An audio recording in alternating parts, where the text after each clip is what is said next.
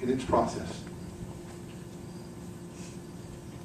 With your support, on August 24th, you will have a county commissioner that will be your voice to bring accountability, transparency, and fiscal responsibility.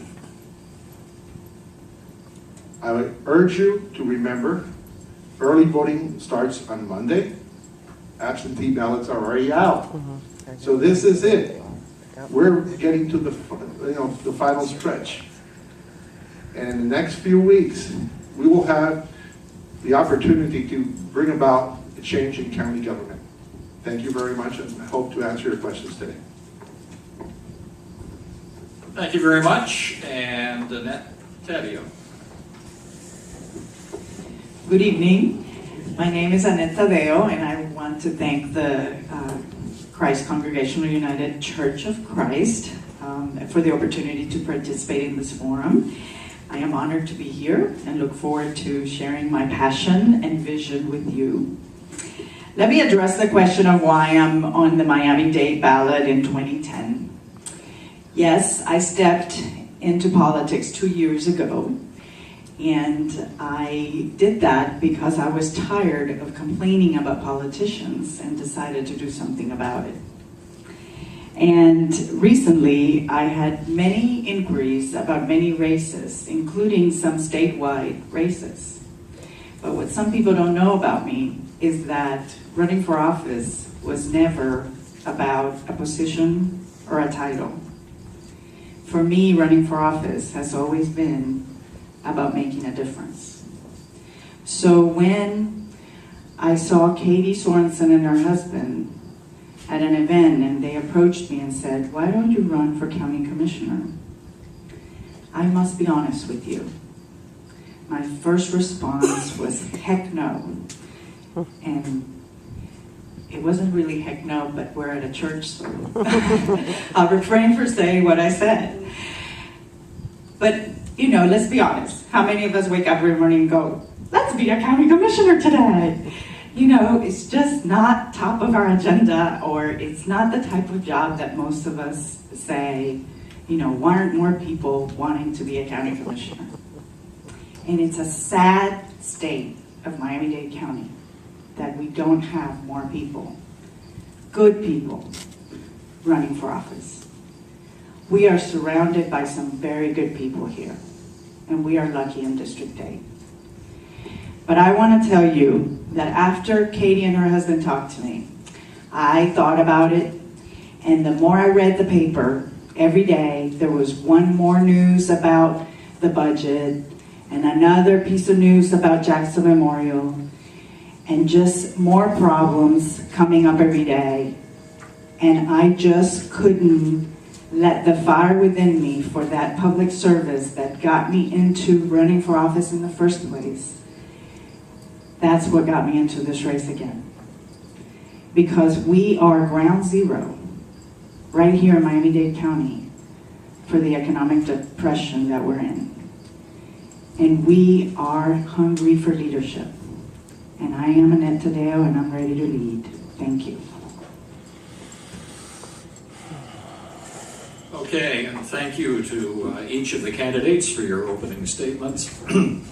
We'll get to the questions and answers in just a moment. There's a couple of things that I want to inform everybody of. Several of the candidates have already alluded to it. 3 weeks from today is the primary election. It does not seem possible that we're over halfway through the summer, but that is the case. The primary election is on August 24th. If any one of the candidates receives 50% of the vote plus one, they will be elected on August 24th to the County Commission. If that does not occur, and I seriously doubt that it will with 6 candidates running, the 2 highest vote getters will then appear on the ballot in November, on November 2nd. And then the decision will be made as to who will be representing you on the County Commission. This is a nonpartisan election. It makes no difference whether you're a Democrat or Republican or Independent or whatever. Everybody gets to vote in the primary for the candidate of their choice. And then, as I stated, if no one receives 50% of the vote plus one. That's what's key to this. It has to be at least one vote more than 50% of the people casting ballots in order to have an election on August 24th.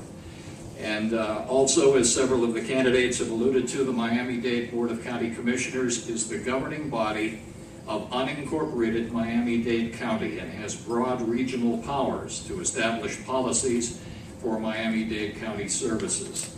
The government provides major metropolitan services countywide and city-type services for residents of unincorporated areas. I happen to live in North Dade in an unincorporated area, so my wherewithal is very much dependent on what the county commission does. Through ordinances and resolutions, the 13-member commission sets policies and establishes laws for the community.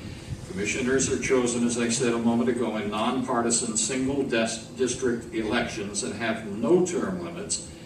Miami-Dade County is structured into 13 districts. Residents choose only from among candidates running in the district in which they live. Commissioners serve 4-year staggered terms with elections scheduled every 2 years.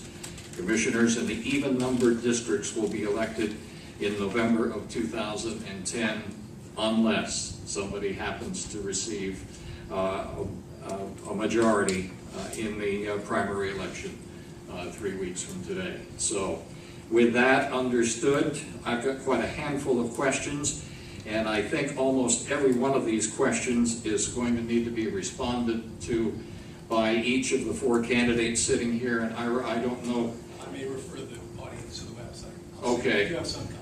All right. All right. Ira obviously is not the candidate, but is here filling in for him this evening. Let's start out with this one, and we've done A through T up until now, so Annette will let you be the first one to respond to this. In 2 or 3 sentences, why do you want to be a county commissioner? 2 or 3 sentences, not a campaign speech.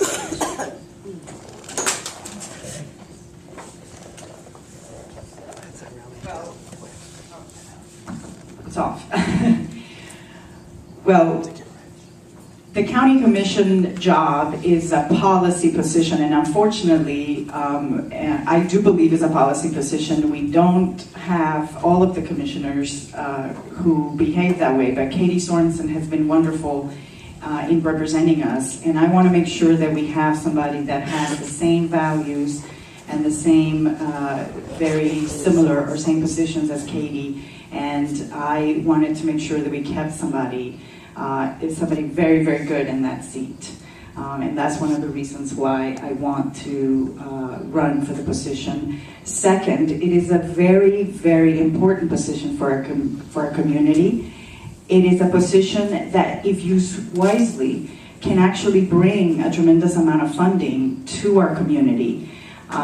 We have not used it properly to bring federal funding down. In a time when we need funding, we could, with the right person at the job, bring the funding that we send up to Washington and to Tallahassee that we do not get back. So I would like to use my expertise and my connections with Washington to try to bring back the money that we send up. We are number 3,033, if I'm not mistaken in the number, in actual municipality or county that actually gets the money back. So it is just sad at the amount of money that we get back versus the amount of money that we send up. Okay, Mr. Piedra.